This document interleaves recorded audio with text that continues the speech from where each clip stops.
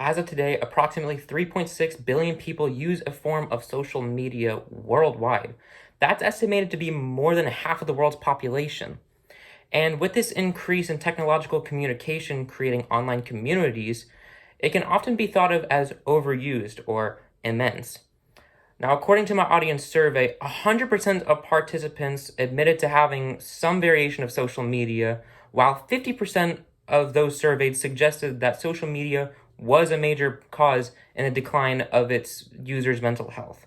Now, I'm advocating that all of you delete your social media accounts afterwards, given that it decreases the mental well being of others, which stems from increased anxiety, promoting poor sleep, and it's a cause of aggression.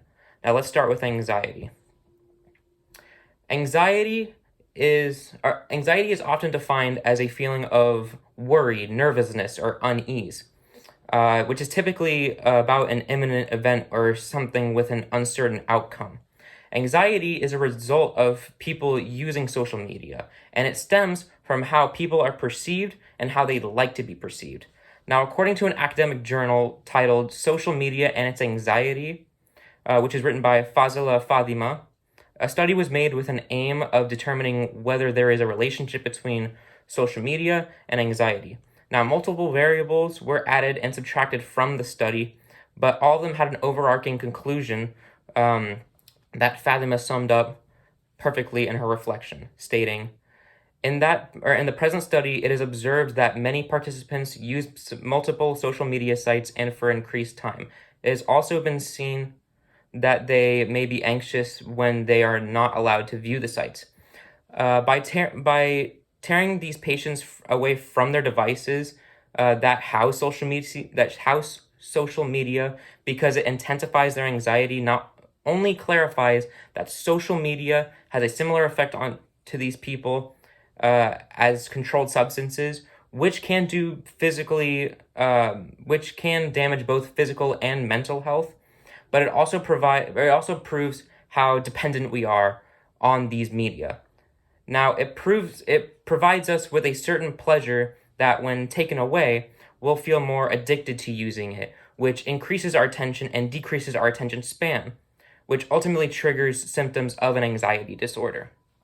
And along with anxiety, depression is another familiar feeling that can be developed while on social media.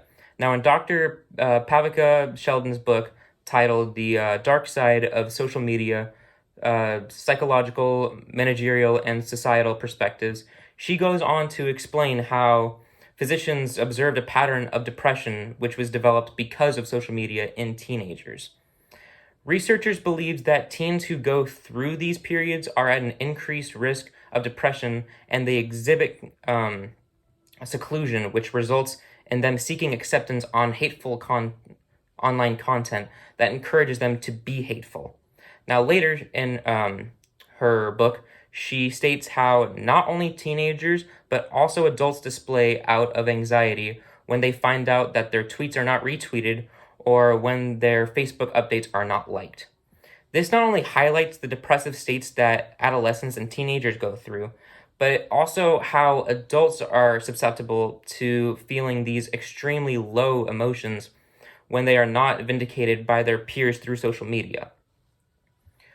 While social media increases anxiety and depressive states, it's also been known to decrease the quality and quantity of sleep. Although some believe that some technology has been proven to help sleeping patterns, such as white noise machines or telephone app Headspace, social media creates a very negatively connotated version of these advancements. Most notably, cyberbullying has been a major area of concern revolving around the internet in total, which uses social media as a platform to spread hate and contempt for others. Now, according to Paula Derlovsky's in a magazine article titled Logged In and Stressed Out, How Social Media is Affecting Your Mental Health and What You Can Do About It, she states how victims of cyberbullying can experience depression, anxiety, loss of sleep, self-harm, and feelings of loneliness. Now, with these feelings and negatively coping mechanisms that develop because of social media's influence on those who join under the best intentions, but are actually welcomed with hostile remarks and other such things, it's difficult not to wonder how we could fail to better, how we'd be better with removing this platform from our lives. Now, another instance is found in an online news article which is titled Social Media Dangers Teen Mental Health Through Cyberbullying, Sleep Loss, and Too Little Exercise, which is written by Sarah Napton. In this, she references the effects social media, most notably cyberbullying, has taken on young people especially. Now, in this article, Napton details an experiment she researched where teenagers were studied after they were given very little amounts of cell phone usage in order to check their social media and post content on the platform in order to monitor their mental and physical well-being. Now, after 2 years of the study, she documents how the authors found that almost all of the girls' well-being in 2015 was down to cyberbullying, which reduced sleep of less than 8 hours a night and reduced physical activity, exercising less than once a week. Now with the power that social media gives people from anonymously targeting those who are deemed not liked or unattractive, serious consequences resulting from hateful comments occur, which can range from depressive state to not taking care of one's physical well-being, whether it be exercising or sleeping right. While social media is fun and makes it easier to connect with others, the power that it has over people's welfare is too great. And in conclusion, social media should be deleted because of how it factors into people's increase in anxiety, it's cause in people having an unhealthy amount of sleep, and it fosters cyberbullying. The only question that I leave with you, audience, is what will you do now? Thank you.